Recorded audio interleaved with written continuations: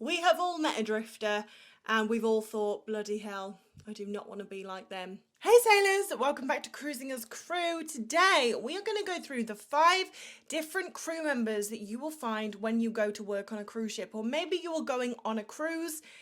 Well, these are the 5 different types of crew members that you are going to find. The first type of crew member that we're going to talk about, I have named the castaway. This is the person who is on board for the adventure and travel, usually a first contractor. They are way more interested in exploring the ports than the job itself. So these are the people that are going to be off the ship as soon as it docks. They're going to be socializing at crew bar. They're going to be going to all the crew events. They might even be going to the passenger events too, like formal night, if they're allowed. They are absolutely making the most of living and working on a ship. However, because this person is so focused on the adventure side of this lifestyle, they're not completely focused on the job. I'm not saying that they're necessarily bad at what they do, but let's just say it takes a back seat. They may turn up to work late, they may zone out while they're at work, focusing on what port they're going to be visiting tomorrow rather than focusing on the job in hand. And I can absolutely relate to this. I was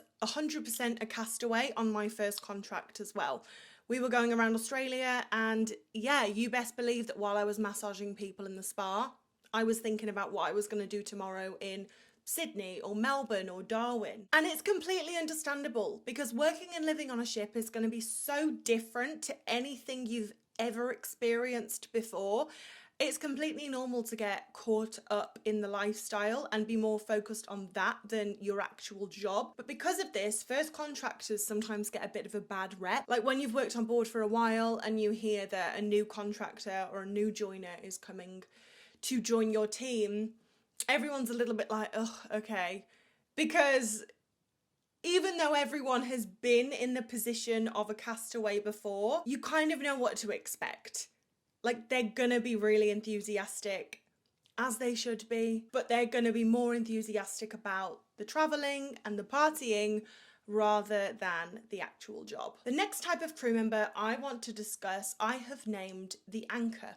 So this is the crew member that has come on board to earn money to send back home to support their family. So in many cultures, it's very normal for the grandparents to raise the grandchildren, while the parents go off and work and send money home to support both the parent or the grandparent and the grandchild. So you will find this, that a lot of people working on cruise ship, because it's a melting pot of cultures, right, are working on board so that they can send money back home. Now, because their priority is saving money and sending money back home, this crew member isn't going to crew bar. They're not going out in port every day. They're not doing any shopping in the shops on board. Now, an anchor could be a first contractor as well. So what you can sometimes find is a castaway crew member can nag the anchor crew member, like, come to crew bar, come to this restaurant, come out in port with me. And while the castaway might mean well, you know, they might actually want the anchor to join in, this isn't going to help the anchor crew member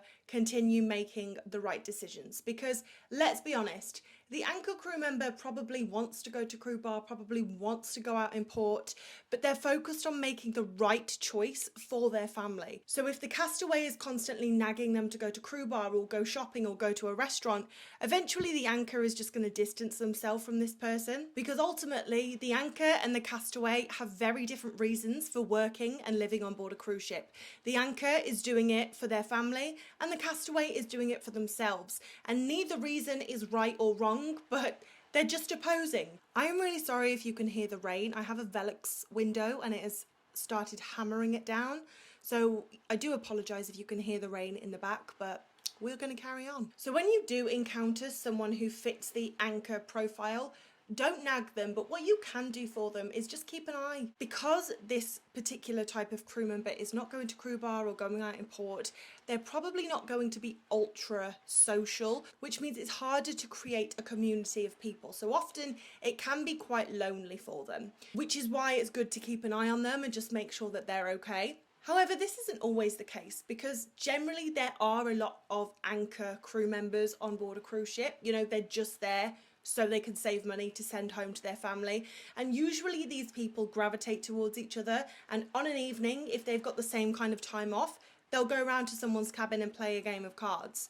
So they've still got that sense of community, but they're just not going to crew bar and spending like $50 a night on drinks. So while this crew member might not be the funnest crew member or the most outgoing crew member, the anchor is typically more focused on the job that they're doing because they want to progress, they want to earn more money so that they can send more money home to their family.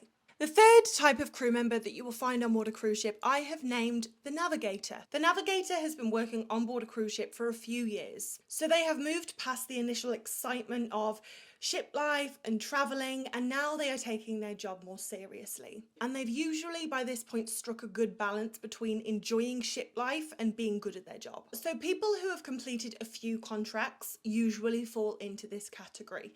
They know that they love ship life and they know that they're going to be doing it for a while longer. And cruise companies love hiring this type of person because if they hire someone who's done a few contracts, they know that they're not going to invest a load of money getting this person on a cruise ship for them to decide, actually, I don't like ship life, I'm going to go home. Because if this person still wants to work on ships, then they've decided that they like the lifestyle. Because you can't work on cruise ships for more than 2 years if you don't like the lifestyle. So when cruise lines say to you, oh, we want experience, yes, they want experience because it means that you'll probably be better at the job because you've had experience doing the job. But it also means the newness of the lifestyle is out of your system, so you're not going to be out partying every night. And also you actually like the lifestyle, so you're not going to quit 3 or 4 months in. And navigators hit that happy medium usually, which is why they're the perfect candidate. Now, this is also the person that's typically running around saying, this is my last contract, but then you see them 2 years later on another ship and you're like, oh, so it wasn't your last contract. But the reason people get caught in this trap, I think, it's because you've been on board for a while, so you see ship life for everything that it is. You see the good and the bad. So while you might know you don't want to be doing it for the next 20 years, you're also not ready to give it up and live on land. But you also don't know what your career progression looks like on board. And because in some instances you're moving from ship to ship to ship, and every ship you might be with a load of new people, it can sometimes feel like you're not actually moving forward with your life because you make a great connection, but then you go to another ship and you have to start all over again. That's a whole different video. But generally, this type of crew member is great. They're still really positive about ship life. They really enjoy the lifestyle, but they have decided they want to stay on board for a few more years. Therefore, they actually want to do well at their job. So I would say people who have been working on cruise ships for 3, 4, 5, 6 years are kind of in their peak, because then it changes into the next crew member we're going to mention, which I have named the captain. No, not the actual captain. This is just what I have named this particular type of crew member. And this is someone who has been on ships for 10 years or more, but has risen through the ranks. And maybe they are captain, maybe they're hotel director, maybe they're first officer, cruise director, and they're not focused on the lifestyle anymore. They have been there, done that. They have got the t-shirt. They have been to all the crew parties.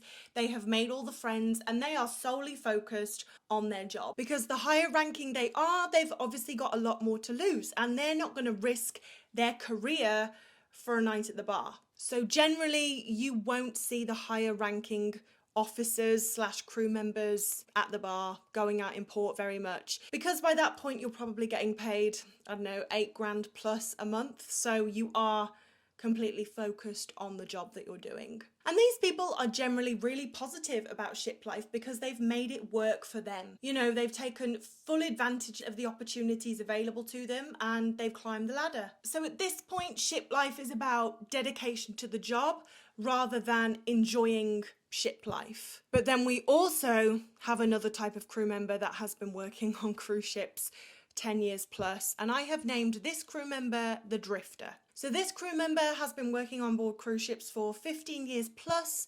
However, they have not risen through the ranks. Maybe they switched departments, but they're still at the same level. Or maybe they've just stayed in the same position and the same level for a long time. And this is the person that has grown incredibly bitter about ship life. So when you speak to them, it's all doom and gloom. Ship life is the worst thing ever. They hate it. And like the captain, they're also not going to the bar, not going out in port because they've been there, done that, got the t-shirt, but they have lost their passion for both the lifestyle and their job. And when you work on board, you may hear a lot of crew members say stuff like, oh, I don't want to be working on cruise ships for 20 years. I don't want to be here when I'm 50. And typically the reason people say that is because they've met a drifter and they've seen how bitter and miserable they are, and they're like, shit, like I don't want to be them. But the reason they're the way they are is because they didn't maximize their time. If you stay on ships long enough to become a navigator, this is where either the captain or the drifter is created. This is the time when you need to really think about if you want to progress and stay on cruise ships, or whether you think you might want to leave cruise ships soon. And when I say soon, it could be in a year, it could be in 4 years. People don't make this decision because they just assume that one day, like, something will happen. An exit strategy will appear, or they'll get promoted and it will all become clear. But unfortunately, in my experience, unless you actually sit down and spend some time thinking about what your future's going to look like, things don't just happen. What does happen is you become a drifter. You've ended up staying on ships way longer than you initially wanted to, and you haven't actually progressed because you didn't make a decision. So for example, just before 2020, I would say that I was a navigator. I had worked on ships for a few years then, and I was home for a year during that year. And it really got me thinking. I was like, wow, this could be it. Like, this could be the end of my ship career. However, I was hopeful that things were going to return, and I wanted to return. I wasn't ready to give up ship life yet. But it really did get me thinking about the fact that one day I would want to give up ship life potentially. And what the hell was I going to do when that day actually came? So I started my YouTube channel for a few reasons. One, there was absolutely no information for aspiring crew members, so I thought I would take it upon myself to fill that gap in the market. Two, I had an abundance of time. And three, in the back of my mind, I was thinking this could be my exit strategy. If I'm completely honest with you, I really did not expect Cruising as Crew to do as well as it has done. So the fact that I thought it could be my exit strategy was a long shot, but what do you know? So if you are going on your first and second contract, this is not something you need to worry about. You just need to worry about enjoying ship life, having the best time, making memories. But if you are at the point where you have worked on cruise ships for between 3 to 5 years, I urge you to really think about where you see this going, because if you're working on cruise ships, I'm sure you have met a drifter. We have all met a drifter, and we've all thought, bloody hell, I do not want to be like them, right? And I'm not trying to be mean, I'm not trying to be disrespectful, but they're never happy and they've never got anything good to say. So my point is, if you are going to stay on cruise ships for the next 20 years, that's amazing, but you want to make it worth it. You want to have something to show for it. You want to be, I don't know, cruise director or first officer or reception manager. You don't just want to stay in the same position, where at least I wouldn't want to. And I'm not saying that you have to have all of the answers. Like, you might decide, okay, I want to stay on ships for the next 10 years and I want to try and progress to as high as I can go, and then 5 years into that you might decide that you want to come home. Like, that's okay. But I don't think this is something that you find just in the cruise industry. I think there's thousands, hundreds of thousands of people that go into a job and expect to be there for 1 to 2 years, and they blink and they've been there for 20 years. Like, it's not a unique thing, but what is unique is when you work on a cruise ship, it takes over your whole life, because of course you're away from your family and friends back home. So I think it's even more important that we make these decisions when it comes to working and living on a cruise ship. But anyway, those are the 5 types of crew members that you can expect to find on board a cruise ship.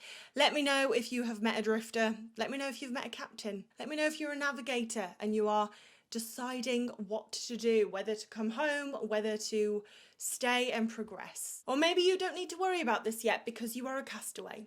But anyway, thank you so much for watching, guys. I really appreciate it, and I hope you have enjoyed this video. I have definitely enjoyed filming it. But if you have enjoyed it, please press the like button and consider subscribing if you haven't already. But as always, guys, I will see you in the next video. Bye.